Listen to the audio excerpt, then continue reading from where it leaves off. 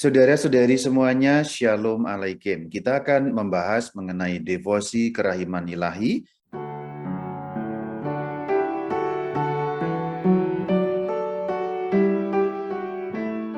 Apa tujuan pembicaraan ini? Ada dua tujuannya. Yang pertama memperkenalkan devosi kerahiman ilahi, dan yang kedua mengevaluasi bagaimana praktik atau tindakan-tindakan kita dalam melaksanakan devosi kerahiman ilahi.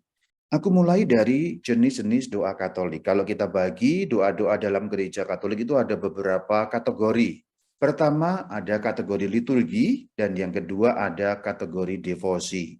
Yang liturgi itu ada 7 sakramen, ada ofisi atau brevir, dan juga ada sakramentali.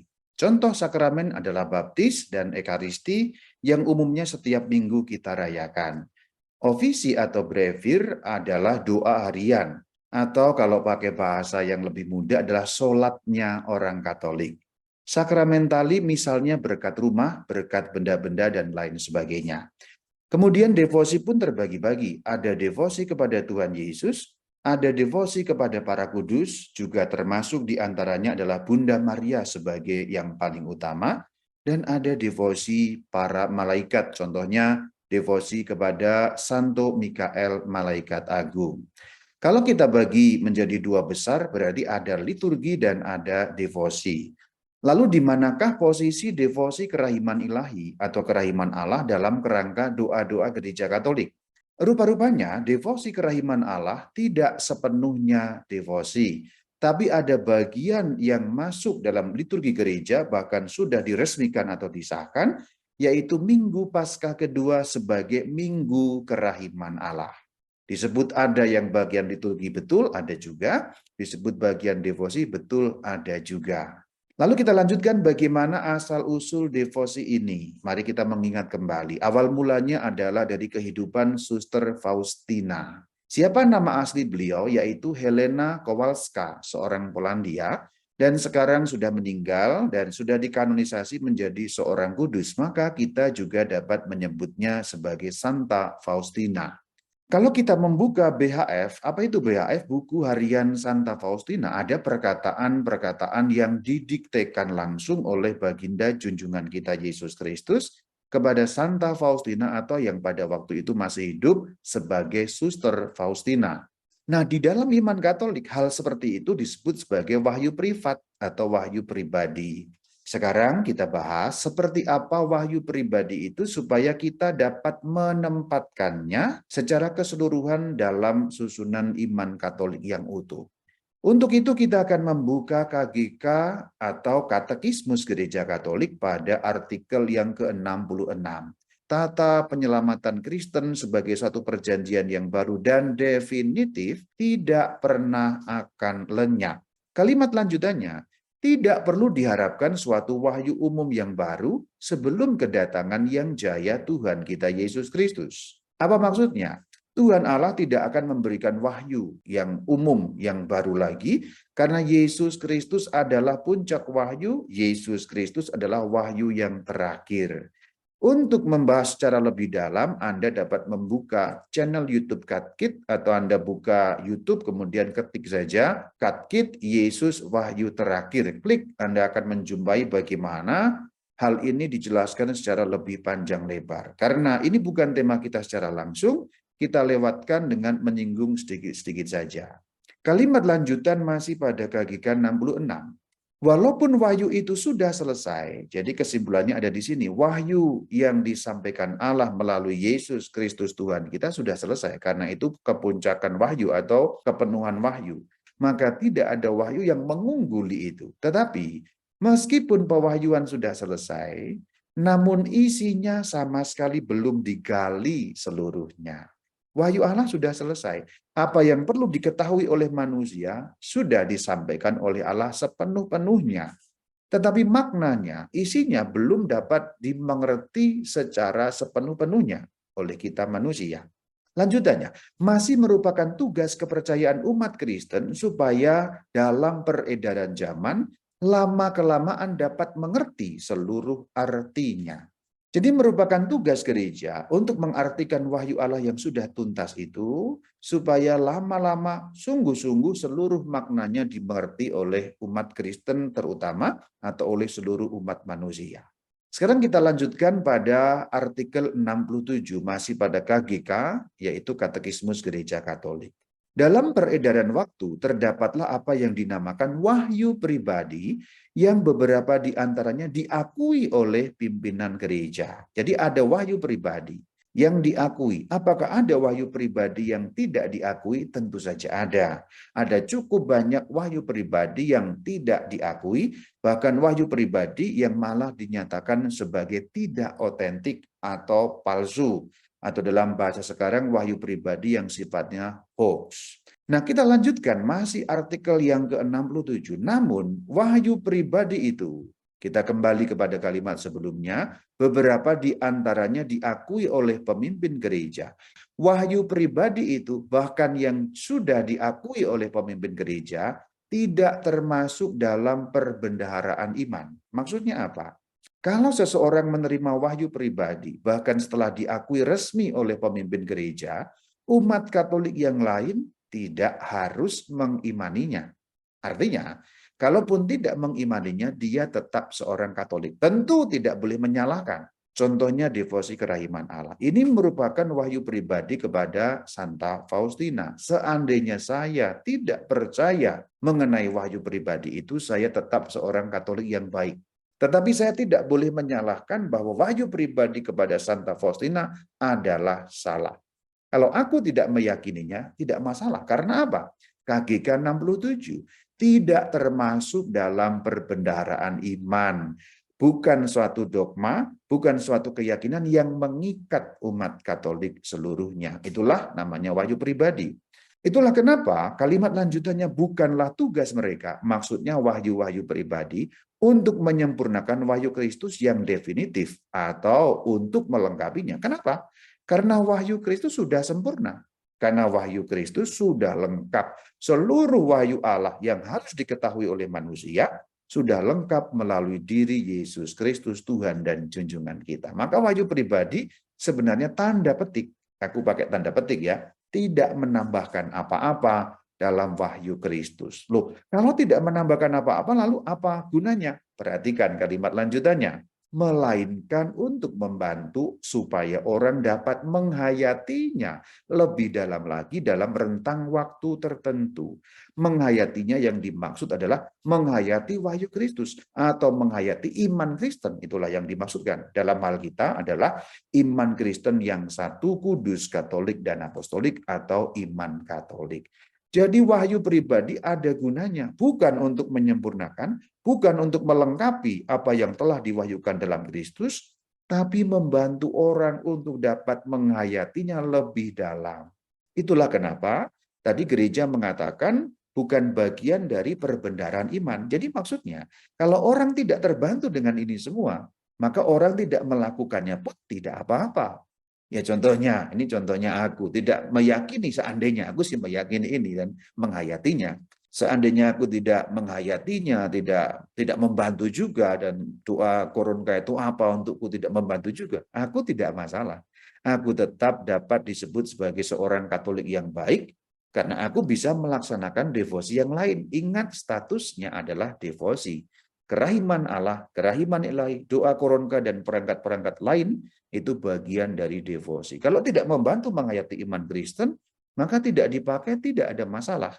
Yang masalah adalah kalau ada orang Katolik menyalahkan bahwa wahyu yang disampaikan kepada Suster Faustina adalah salah. Tidak boleh, karena apa? Karena sudah diteliti oleh gereja dan dinyatakan sebagai wahyu yang otentik. Maka kalimat lanjutannya, di bawah bimbingan wewenang mengajar gereja atau magisterium. Nah, harus penting ini. Ini perlu. Magisterium ini perlu supaya tidak setiap wahyu pribadi dianggap wahyu yang benar. Karena juga ada orang yang ngaku-ngaku.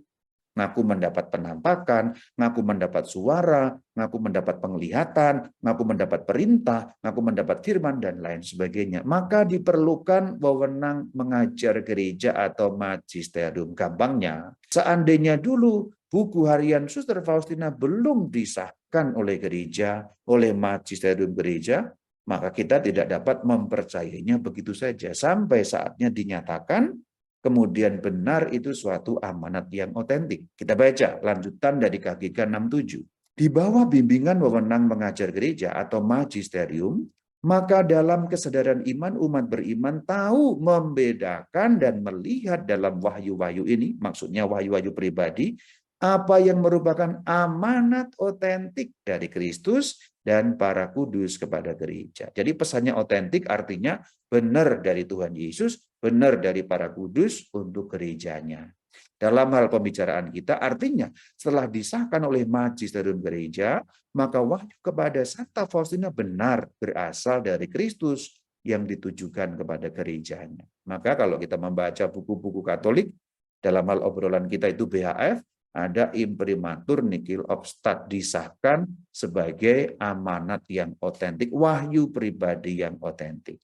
Kalimat lanjutannya dalam KGK 67, iman Kristen tidak dapat menerima wahyu-wahyu yang mau melebihi atau membetulkan wahyu yang sudah dituntaskan dalam Kristus. Tidak ada wahyu yang melebihi, bahkan tidak ada wahyu yang membetulkan, seakan-akan wahyu dalam Kristus adalah wahyu yang salah. Hal ini diklaim oleh agama-agama bukan Kristen tertentu dan seringkali juga oleh sekte-sekte baru tertentu yang mendasarkan diri atas wahyu-wahyu yang demikian. Agama-agama bukan Kristen ada yang datang setelah Kristus, kemudian mengaku ini membetulkan, menyempurnakan, dan sebagainya. Nah, itu jelas pandangan Gereja Katolik dalam KGK 67 dikatakan itu tidak ada seperti itu, bukan wahyu di dalam pandangan Gereja Katolik. Atau oleh sekte-sekte tertentu. Contoh, sekte-sekte yang keluar dari gereja yang satu, yaitu kelompok-kelompok denominasi Protestan atau apapun yang macam-macam itu. Kan ada juga yang mendapatkan penampakan ini, penampakan itu. Misalnya ada agama Mormon, misalnya juga Saksi Yehova, dan lain sebagainya. Kan itu sekte-sekte baru yang pendirinya merasa mendapat wahyu, mengklaim ini itu. Apakah hal seperti itu dapat dianggap sebagai otentik? Tidak. Kalau kita mengacu pada ajaran gereja 67. Ingat bahwa wahyu yang otentik pun tidak dipercaya oleh masing-masing, tidak ada masalah. Asal jangan menyalahkan. Apalagi wahyu-wahyu yang hanya diklaim oleh orang tertentu, itu apalagi tidak usah kita percaya hal-hal yang seperti itu. Maka jangan terlalu heboh kalau ada orang merasa, wah aku ditampaki Bunda Maria, ditampaki Tuhan Yesus, dan lain sebagainya. Santai saja, karena harus dibuktikan secara otentik oleh gereja. Untuk mendalami secara lebih dalam, klik saja Katkit Wahyu setelah Yesus klaim palsu, nanti Anda dapat mendalaminya lebih jauh lagi. Karena ini bukan tema kita secara langsung, maka kita lewat. Aku hanya mau menjelaskan bahwa kedudukan wahyu kepada Santa Faustina adalah wahyu privat atau wahyu pribadi yang sudah disahkan oleh magisterium gereja sebagai wahyu yang otentik, yang asli. Bukan palsu, bukan hoax, tapi merupakan wahyu yang asli dari Tuhan Yesus Kristus. Itu pun tidak mengikat setiap orang Katolik untuk meyakininya. Kalaupun ada orang Katolik yang percaya, dipersilakan. Kalau ada yang tidak percaya pun tidak apa-apa. Yang tidak dibolehkan, seorang Katolik menyalahkan wahyu pribadi kepada Santa Faustina. Kenapa? Karena magisterium gereja sudah menyatakannya sebagai wahyu yang otentik. Jadi itulah kedudukan wahyu pribadi kepada Santa Faustina yang telah diteguhkan oleh magisterium, maka menjadi otentik sifatnya. Dan wahyu itu dapat kita lihat di dalam BHF, buku harian Santa Faustina. Sekarang kita masuk pada bagian yang kedua, yaitu devosi kerahiman ilahi itu sendiri. Apa inti devosi kerahiman ilahi? Dua hal. Yang pertama, mengandalkan Tuhan. Itulah kenapa nanti kita akan menjumpai ketika membahas mengenai gambar kerahiman, Yesus engkaulah andalanku. Jadi mengandalkan Tuhan dalam hidup itu merupakan inti yang pertama dari devosi kerahiman Allah atau devosi kerahiman ilahi. Yang kedua adalah belas kasih kepada sesama yang secara eksplisit disebutkan dalam BHF 1313. Belas kasih kepada sesama bentuknya perbuatan, perkataan, dan juga doa. Dua hal inilah yang menjadi inti devosi kerahiman ilahi. Kalau Anda hidup mengandalkan Tuhan, Anda berbelas kasih kepada sesama, Anda sudah menangkap inti terdalam dari devosi kerahiman Allah. Meskipun memang setelah kita menangkap inti terdalamnya, kita nanti masih harus mempraktekkan beberapa hal yang terkait dengan rincian-rincian dalam devosi ini, yaitu ada 5 rincian. Devosi kerahiman Allah mencakup gambar kerahiman. Yang kedua, minggu kerahiman. Yang ketiga, doa koronka. Yang keempat, jam kerahiman. Dan yang kelima, kerasulan kerahiman. Melaksanakan salah satu dari kelima ini, Anda pun dapat disebut sebagai devosan kerahiman Allah. Karena devosi itu sifatnya agak lebih fleksibel, maka setiap orang bebas memilih sendiri bagaimana cara mempraktekkan devosi itu. Kalau Anda kelima-limanya dapat mengikutinya, tentu akan sangat baik. Tetapi ada orang yang begitu sederhana, contohnya dia hanya tahu gambar kerahiman ilahi, dia nggak tahu yang lain. Kemudian dia percaya, dia pasang gambar itu, dan setiap kali pulang ke ruang tamunya dia lihat gambar itu, tersentuh hatinya, atau kemudian hatinya terarah kepada kerahiman Allah. Itu pun sudah bagian dari devosi. Bahkan dengan hanya misalnya memajang gambar kerahiman itu di dalam ruang doanya. Kalau kemudian mempraktikkan yang lain-lain tentu akan lebih dalam. Tetapi orang tentu berbeda-beda kedalamannya dan juga orang berbeda-beda waktu dan lain sebagainya. Maka aku katakan salah satu dari kelima ini kau laksanakan, engkau sudah dapat disebut sebagai devosan kerahiman Allah. Kita mulai dari yang pertama, kita bahas gambar kerahiman. Awalnya itu tahun 1931, yaitu ketika Sang Kristus berkata kepada Suster Faustina pada waktu itu, ini tercatat di dalam BHF 47, buku harian Santa Faustina nomor 47. Demikian bunyinya perkataan Sang Kristus. Lukislah sebuah gambar tepat seperti yang engkau lihat ini dengan tulisan di bawahnya, Yesus engkau andalanku. Hampir semua gambar kerahiman yang seperti ini di bagian bawah ada tulisan seperti itu. Entah tulisan langsung, entah dibuat seperti pita, entah dibuat seperti ada hiasan tertentu, tapi yang penting ada tulisan Yesus engkaulah andalanku. Dan ini ada hubungannya dengan inti terdalam. Kenapa kok ada tulisan Yesus engkau andalanku? Sebab inti pertama dari devosi ini mengandalkan Tuhan. Ini catatan renungannya.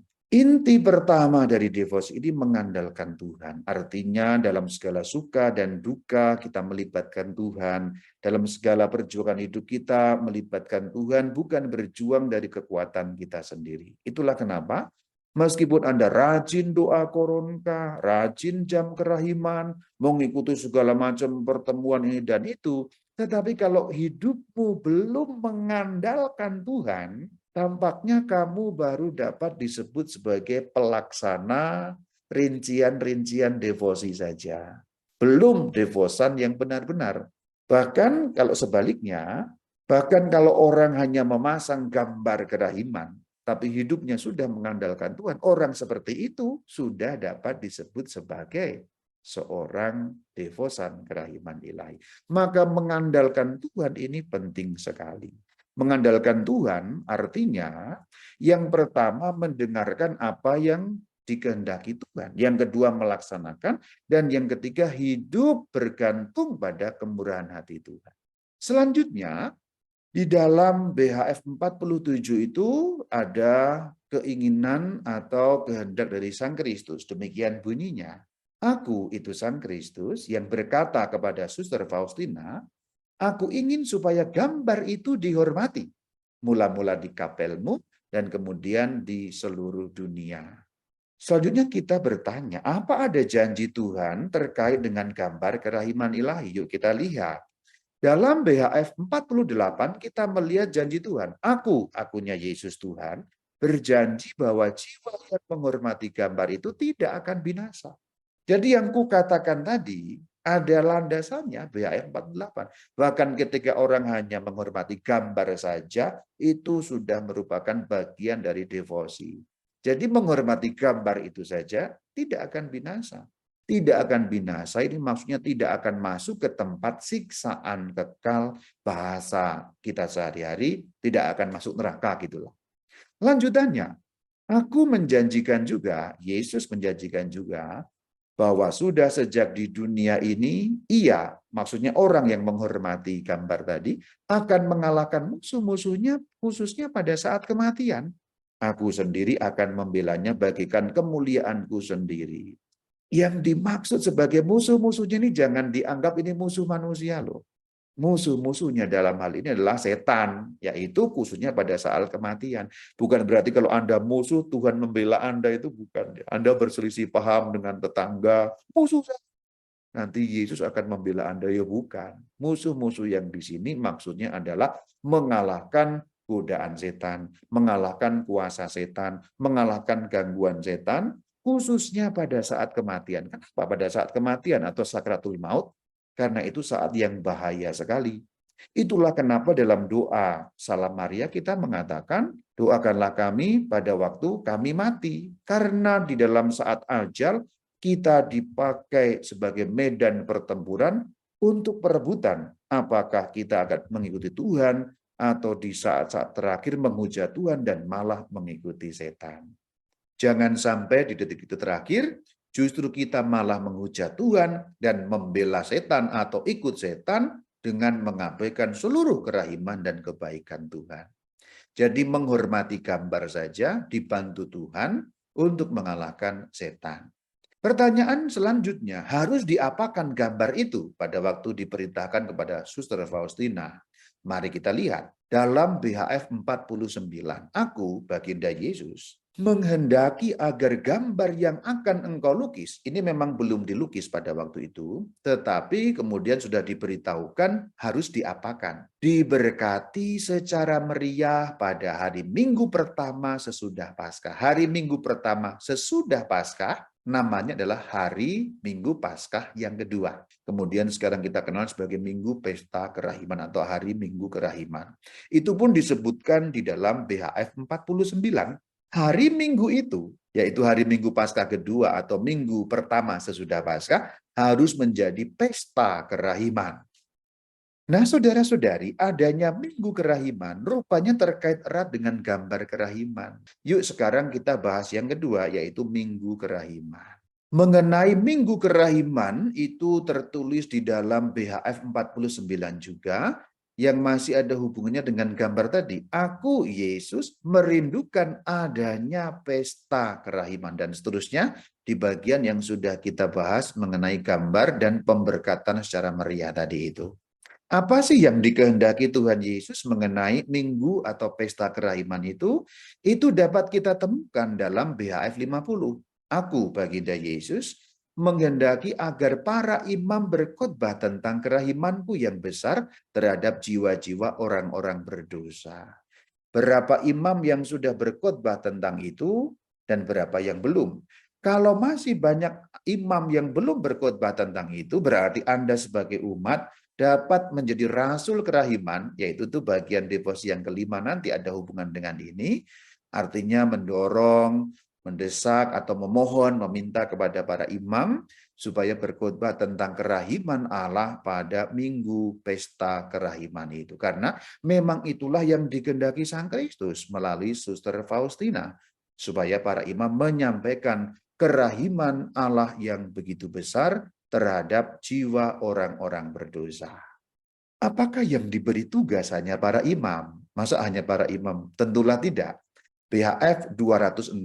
Pada hari pestaku, pesta kerahiman. Jadi ini nyambung tadi itu ya, nyambung dengan BHF 50. Engkau yang dimaksud adalah Suster Faustina dalam konteks kecil.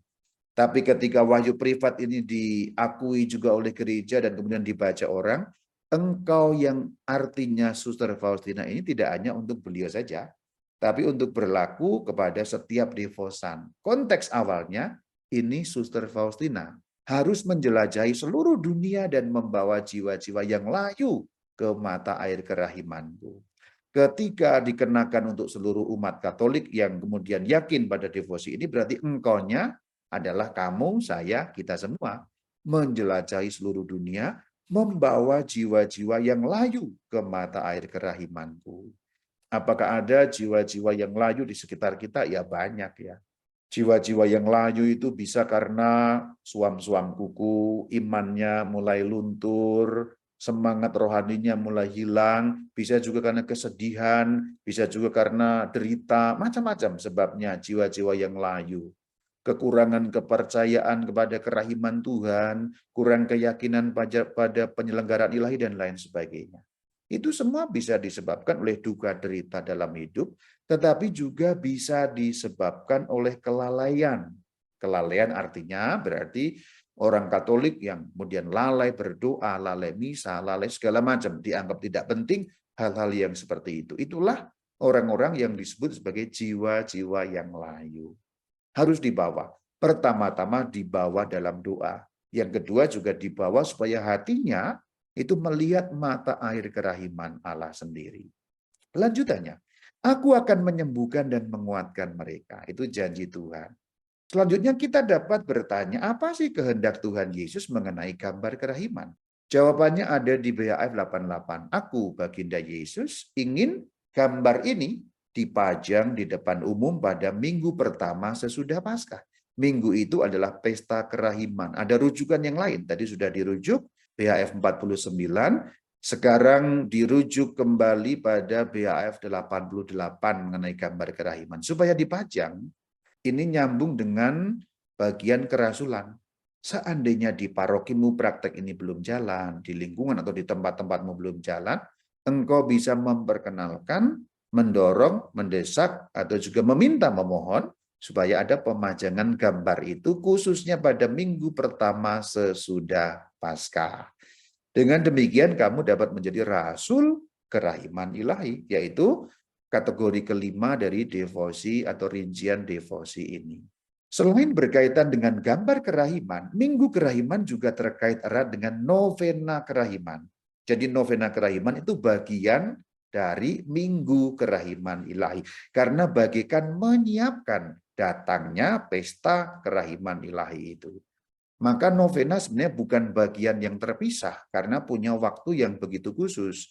Bahkan dinyatakan dengan jelas minggu kerahiman ilahi itu tempatnya kapan, kemudian novenanya dilakukan kapan. Kalau dihitung mundur, novena kan dimulai pada hari Jumat Agung. Tentu Anda yang sudah melaksanakannya sangat tahu mengenai hal ini. Jadi minggu kerahiman ilahi itu kaitannya dengan gambar, kaitannya juga dengan novena. Novena lebih terkait erat dengan minggu kerahiman, tapi gambar juga tidak kurang terkait erat dengan minggu kerahiman. Meskipun kalau gambar kerahiman dapat dipisahkan tanda petik dari minggu kerahiman, karena Anda dapat memajangnya juga di rumah, tidak hanya pada saat minggu Paskah yang kedua. Setiap hari pun dapat Anda gunakan untuk berdoa. Sekarang kita bahas mengenai novena kerahiman yang terdapat di dalam BHF 796.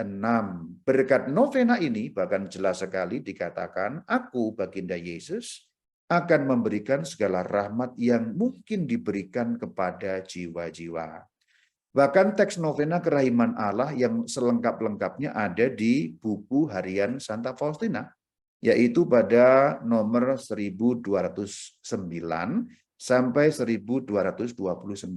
Novena itu teksnya tertulis secara lengkap di sana. Lalu sekarang kita akan lihat bagaimana susunan novena kerahiman Allah itu. Acuannya tentu tadi ya, BHF 1209 sampai 1229. Karena ini merupakan teks novena yang diwahyukan juga. Artinya ini punya kekhususan karena semacam tanda petik didiktekan langsung oleh Sang Kristus dalam wahyu privat kepada Suster Faustina. Nah, novena kerahiman Allah ada 4 bagiannya. Tentu ini bukan dari Rama Bayu, ini acuannya ingat BHF 1209 1229. Yang pertama ajakan Yesus, teksnya nanti Anda lihat. Yang kedua doa kepada Yesus, yang ketiga doa kepada Bapa, dan yang keempat baru doa koronka. Sejauh yang saya amati ada kreativitas liar, tanda petik. Ya, mohon maaf saya menggunakan kata liar terhadap novena kerahiman. Menurut pendapat yang mengacu pada BHF 1209 sampai 1229, tambahan-tambahan yang di luar 4 hal ini merupakan kesalahan, salah kaprah. salah tetapi dianggap benar. Dan di dalam pandangan saya itu merupakan kreativitas yang sifatnya liar. Menambahkan ini, menambahkan itu, sehingga doa novena kerahiman menjadi berpanjang-panjang ria, tidak lagi setia kepada teks yang diwahyukan dalam buku harian Santa Faustina. Ini pertanyaan besar. Apakah novena yang didoakan atau oleh komunitas Anda atau oleh Anda sendiri setia kepada teks asli yang diwahyukan oleh Tuhan Yesus kepada Santa Faustina? Apakah ada tambahan-tambahan yang dimasukkan yang sebenarnya tidak ada dalam teks aslinya? Karena aku menjumpai ada banyak teks, entah di internet, entah di paroki, entah di kelompok mana, di sana-sini, ternyata teks doa novena tidak setia pada keempat hal ini. Ada yang ditambah bacaan Alkitab, ada yang ditambah doa-doa lain, macam-macam. Pertanyaanku adalah, apakah dapat dibenarkan bahwa wahyu privat itu disampaikan oleh Sang Kristus kepada Suster Faustina? Tentulah kalau Sang Kristus mengatakan doa novena 4 bagian ini, itulah berarti yang dikehendaki oleh beliau dan bukan yang lain. Artinya menambahkan sesuatu kepada doa novena, meskipun itu baik, contohnya teks Alkitab, itu bukan yang dikehendaki langsung oleh Sang Kristus, bukan. Berarti seakan-akan Anda lebih tahu daripada Sang Kristus. Seakan-akan Anda lebih paham bagaimana doa novena kerahiman itu harus dilaksanakan. Dan tidak mendengarkan lagi bagaimana wahyu privat. Justru itu merupakan, dalam opiniku, mohon maaf, semacam pengkhianatan terhadap devosi yang diwahyukan melalui Suster Faustina. Setelah mendengarkan ini, silakan dicek kembali bagaimana teks doa novena di komunitas Anda kalau sudah jalan, atau yang mungkin pernah Anda doakan, apakah memenuhi kriteria keempat ini. Aku secara pribadi sejak tahun berapa, 3 atau 4 tahun yang lalu, karena prihatin dengan hal ini, aku menuliskan teks novena yang betul-betul saklek, rigid, sesuai dengan apa yang diwahyukan dan tidak menambahkan apapun dari teks doa novena itu. Tambahan-tambahan yang lain, meskipun kelihatannya bagus, itu berarti melanggar dari apa yang diwahyukan. Jadi, devosi ini berkait dengan apa yang diwahyukan. Sekarang kita lihat kapan novena kerahiman Allah dilaksanakan. Umumnya orang sudah tahu, itu dimulai dari Jumat Agung, terus kemudian Sabtu, Minggu, dan seterusnya. Dan itulah 9 hari karena itu dihitung mundur dari Minggu Kerahiman. Puncaknya ada di Minggu Kerahiman, berarti ditarik mundur, itulah muncul 9 hari diawali dari Jumat Agung. Jadi seakan-akan novena ini menghubungkan Jumat Agung dengan Minggu Kerahiman. Jumat Agung sengsara Kristus, Jumat Agung kurban Kristus, dan dihubungkan dengan Minggu Kerahiman. Yang ketiga, kita bahas mengenai doa koronka. Cara mendoakan doa koronka itu diajarkan oleh Tuhan Yesus sendiri kepada Suster Faustina. Lengkapnya ada di BHF 476. Kita tidak akan secara rinci karena Anda umumnya sudah tahu. Kalau Anda sudah tahu, ya puji Tuhan. Kalau belum tahu, bagian slide ini bisa membantu atau Anda dapat cari di internet atau juga buka buku harian 476 atau beberapa flyer atau tulisan atau buklet yang disebarkan oleh berbagai macam kelompok. Kita perlu memberi catatan pada alatnya. Kita harus ingat bahwa Sang Kristus menghendaki cara kita berdoa koronka, alatnya menggunakan rosario yang sudah ada. Maka perlu bertanya, ketika ada rosario yang aneh-aneh itu, saya katakan aneh-aneh, rosario kerahiman lah, dengan hitungan sendiri dan lain sebagainya, buatan-buatan baru itu, justru tampaknya sepertinya mengkhianati dalam tanda petik apa yang diwahyukan oleh Sang Kristus. Artinya apa? Kalau kamu berdoa rosario kepada Bunda Maria, pakailah rosario yang sama dengan yang dipakai untuk berdoa koronka. Karena begitulah yang diwahyukan. Jadi pembuatan rosario khusus untuk kerahiman malah menyalahi dari apa yang diwahyukan. Perlu kita evaluasi. Jadi kalau ada komunitas mempromosikan rosario yang berbeda daripada rosario untuk Bunda Maria, maka itu tidak tepat. Lalu apa keunggulan doa koronka? Kenapa kita harus doakan? Kita menemukan jawabannya dari sabda Yesus dalam BHF 754. Semua yang berdoa koronka akan dilindungi kerahiman ilahi, khususnya pada saat ajalnya. Juga jawabannya ada di dalam BHF 929 mengenai janji Tuhan. Dengan berdoa koronka, engkau mengantar umat manusia semakin dekat kepadaku. Jiwa-jiwa yang layu di bawah berarti mengantar umat manusia semakin dekat. Lalu yang ketiga ada dalam BHF 1731. Lewat koronka, engkau akan memperoleh segala sesuatu kalau yang engkau minta itu selaras dengan kehendakku. Nah, tiga hal itulah yang menjadi keunggulan doa koronka. Doa koronka selalu perlu kita doakan kalau cocok di hati sebagai sebuah devosi, karena keunggulan-keunggulan yang membantu kita menghayati iman kepada Sang Kristus dan iman kepada kerahiman Allah dengan sungguh-sungguh.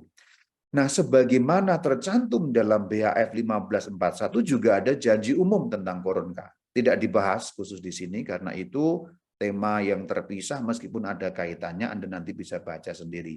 Dan juga ada janji khusus. Jadi ada 4 janji khusus sebagaimana tertulis dalam BHF 687, lalu 811, dan 1541. Jadi ada janji umum tentang koronka, janji khusus tentang koronka. Kita lewat bagian itu. Maka sekarang kita perlu bahas bagaimana salah kaprah. Salah kaprah artinya kesalahan-kesalahan yang dianggap benar. Ini juga merupakan keprihatinanku sebagai seorang presbiter yang berkarya sebagai pastor di paroki. Karena kalau dalam pertemuan dengan umat seringkali orang mengklaim atau mengatakan ini sudah jam 3, saatnya doa koronka. Jadi ini salah kaprah yang bertentangan dengan apa yang diwahyukan. Doa koronka diucapkan pukul 15 atau jam 3 sore. Apakah itu salah? Dengan terus terang saya katakan salah. Jam 3 sore, saatnya doa koronka. Tidak demikian. Salahkah? Salah. Karena doa koronka tidak terikat waktu. Anda mau doa jam 6 pagi ya boleh. Anda doa jam 9 pagi ya boleh. 12 siang ya boleh. Jam 3 sore boleh. Jam 6 sore boleh. 9 malam boleh. Jam berapapun Anda bisa, silakan. Karena doa koronka tidak terikat waktu. Jadi, salah kaprah terjadi ketika menghubungkan jam 3 sore pukul 15 dengan doa koronka. Seakan-akan doa koronka itu harus dilaksanakan pada jam 3 sore. Nah, di situ ada pencampur adukan antara doa koronka dengan jam kerahiman. Nah, ini perlu dievaluasi. Banyak umat mencampur adukan doa koronka dengan jam kerahiman, padahal keduanya berbeda. Doa koronka bukan jam kerahiman. Doa koronka tidak terikat waktu. Kalau jam kerahiman terikat waktu, yaitu jam 3 sore. Kalau dibuat bagan mungkin lebih jelas. Jam kerahiman terjadi pada pukul 15 jam 3 sore. Itulah jam kerahiman, waktu untuk melakukan jam kerahiman. Sementara doa koronka bukan pukul 3 sore. Seperti yang sudah aku katakan, pukul berapapun Anda berdoa koronka, silahkan. Lalu jangan menghubungkan doa koronka dengan jam 3 sore. Kalau terjadi bahwa, contohnya sudah teng-teng-teng jam 3, kemudian Anda melaksanakan jam kerahiman mungkin 15 menit, setelah itu kemudian disambung dengan doa koronka, itu benar. Tapi kalau Anda jam 3 sore doa koronka, salah. Apa yang harus dilakukan dengan jam 3 sore? Jam kerahiman. Nanti aku akan memberikan 5 unsur atau 5 hal yang dapat dilakukan dengan beberapa penjelasan apa yang perlu dilakukan jam 3 sore. Jadi pendek kata, teng-teng-teng-teng, jam 3 sore jangan doa koronka. Lu kok malah melarang doa koronka? Memang jam 3 sore bukan untuk doa koronka, tapi untuk jam kerahiman. Tetapi setelah jam kerahiman, kemudian Anda lanjutkan dengan doa koronka, silahkan. Salah kaprah yang perlu diuraikan, salah kaprah yang perlu dibetulkan karena aku menjumpai ribuan umat bagian ini melakukan kesalahkaprahan. Karena kita sudah menyebut jam kerahiman, maka kita lanjutkan jam kerahiman supaya lebih mendudukkan perkaranya. Apa makna kata jam di situ? Kata jam bukan berarti 60 menit, bukan suatu durasi waktu yang harus 60 menit, tapi kata jam di Di sana maksudnya adalah waktu atau saat-saat. Maka lamanya atau durasinya tidak diatur. Bahkan kalau kita membuka BHF atau membuka tulisan-tulisan tentang Suster Faustina, Tuhan Yesus tidak pernah menetapkan berapa lama jam kerahiman. Intinya adalah meluangkan sejumlah waktu. Kalau Anda punya waktu 1 jam benar-benar 60 menit, silahkan. Kalau Anda punya waktu hanya 30 menit, oke. 15 menit, silahkan. 5 menit pun, 2 menit pun tidak ada masalah. Karena maksudnya jam kerahiman adalah jam 3 sore atau sekitar 3 sore. Kalau bisa pas ya bagus. Kalau sekarang kita kan punya alat yang jam, tapi kalau pada zaman kuno, Tuhan mengatakan begitu mendengar lonceng jam 3. Jadi sebagai penanda waktu kira-kira jam 3 sore. Alkitab pun kan mengatakan Yesus Tuhan wafat pada sekitar atau kira-kira jam 3 sore. Bukan ketepatannya, tapi sekitar itu. Jadi durasinya tidak diperintahkan berapa lama. Lalu bagaimana pelaksanaannya jam kerahiman? Nah ini nanti nyambung dengan koronka. Begitu jam 3, lakukan ini dulu. Kalaupun harus nyambung dengan koronka, silahkan. Tapi bukan jam 3, koronka. Nah itu keliru. Karena koronka bukan bagian dari jam kerahiman. Itu tidak pernah diperintahkan koronka jam 3 sore. BHF tidak pernah diperintahkan koronka jam 3 sore. Yang diperintahkan adalah jam kerahiman itu jam 3 sore dan bagaimana seharusnya itu tercatat dalam BHF 1572. Mari kita lihat BHF 1572 tidak kubacakan lurus tapi kuuraikan 5 cara. Yang pertama, membenamkan diri dalam kerahiman Tuhan Yesus. Apa maksudnya membenamkan diri dalam kerahiman Tuhan Yesus? Aku mengusulkan sebuah doa kontemplasi tentang salib. Kira-kira demikian. Lakukan ya merem membayangkan bagaimana salib Kristus, membayangkan bagaimana Sang Kristus berjuang di sakaratul maut, wafat untuk kita. Itu yang dimaksud secara sederhana doa kontemplasi tentang salib. Seakan-akan bayangkanlah kamu ada di bawah salib Tuhan, ada Bunda Maria, ada Rasul Yohanes, lalu kamu lihat Sang Kristus sedang dalam sakaratul maut dalam salib itu, dan wafat memberikan dirinya untuk kita manusia sebagai kurban tebusan. Membayangkan tentang salib Tuhan. Ini memang membenamkan diri ini tidak mudah untuk dilaksanakan. Tapi saya memberi usul adalah doa kontemplasi tentang salib. Jadi buat tanda salib merem, bayangkan salib Tuhan, bayangkan Sang Kristus, bayangkan beliau berteriak, Eli, Eli, lema sabachthani.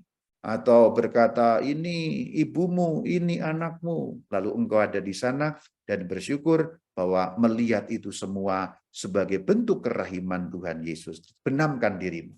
Yang kedua, menyembah dan memuliakan kerahimannya. Apa bentuknya? Ini saya mengusulkan doa syukur.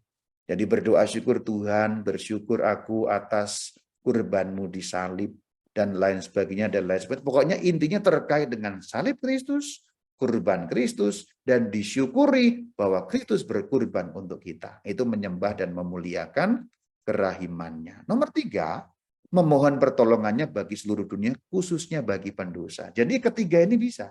Buat tanda salib, ingatlah dalam keluargamu yang masih berdosa, atau yang suam-suam kuku, yang lupa Tuhan, dan lain sebagainya, didoakan khusus. Tuhan, pada jam kerahiman ini aku membawa si Bayu yang masih berdosa, si Alex yang dan lain sebagainya. Itu bisa Anda lakukan sebagai doa untuk jam kerahiman. Bukan koronka ya, tapi ini jam kerahiman. Selanjutnya, kalau ada waktu yang nomor 4, berdoa jalan salib. Puji syukur, kalau punya banyak waktu silahkan. Tapi kalau tidak ada waktu, ada versi-versi pendek yang sudah banyak dibuat di sana-sini, jalan salib singkat-singkat. Yang kalau didoakan hanya 7 menit atau 10 menit, tidak sampai bahkan ya. Jadi ini bisa juga berdoa jalan salib. Atau Anda membaca judul-judulnya, membayangkan sebentar, itu pun bisa. Misalnya Anda hanya punya puji syukur, kan ada judulnya perhentian pertama apa, dibayangkan sebentar, perhentian kedua apa, dibayangkan sebentar. Itu pun juga sudah merupakan doa. Tapi kalau ada waktu, sebaiknya juga diberi waktu lebih tepat.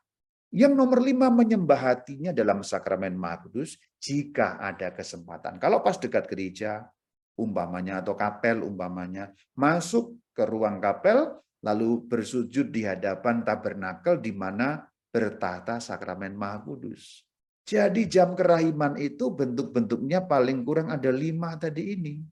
Nomor 1, membenamkan diri dengan doa kontemplasi salib. Kedua, menyembah memuliakan kerahiman dengan doa syukur atas pengorbanan Kristus. Ketiga, memohon pertolongan bagi dunia, khususnya bagi orang yang masih berbuat dosa. Keempat, doa jalan salib jika ada waktu. Kelima, menyembah sakramen Maha Kudus kalau ada kesempatan. Berbeda bukan dengan doa koronka? Jadi jam kerahiman itu 1, 2, 3, 4, 5 boleh Anda pilih salah satu dan bukan doa koronka. Setelah melakukan ini, baru Anda boleh berdoa koronka. Kalau Anda masih keliru, tolong dibetulkan supaya Anda tidak berbuat salah daripada apa yang sudah diwahyukan oleh Sang Kristus Tuhan. Bahkan ada catatan, kalau sungguh berhalangan, berdoalah barang sebentar. Doanya apa? Pokoknya yang terkait dengan salib Tuhan tadi itu. Karena jam 3 sore kita mengenangkan bagaimana kurban Kristus sebagai kerahimannya bagi dunia dengan wafat di kayu salib. Kalau sungguh berhalangan banget, misalnya di mobil, sedang nyetir, ya sambil nyetir, Anda doa, Tuhan jam 3 ini Engkau wafat, terima kasih darahmu sembuhkan aku. Misalnya Anda doakan yang berdosa, darahmu kiranya membasuh si ini yang masih berbuat dosa. Berdoa barang sebentar Anda sedang nyetir, Anda sedang apa, kesibukan bisa seperti itu. 1-2 kalimat pun bisa. Tapi jangan yang nomor 6 setiap kali. Ini hanya kalau berhalangan. Itu yang dimaksud sebagai jam kerahiman. Nah, tolong dibedakan jam kerahiman dan doa koronka. Bahwa setelah jam kerahiman kemudian doa koronka, itu boleh. Tapi koronka tidak boleh menggantikan jam kerahiman.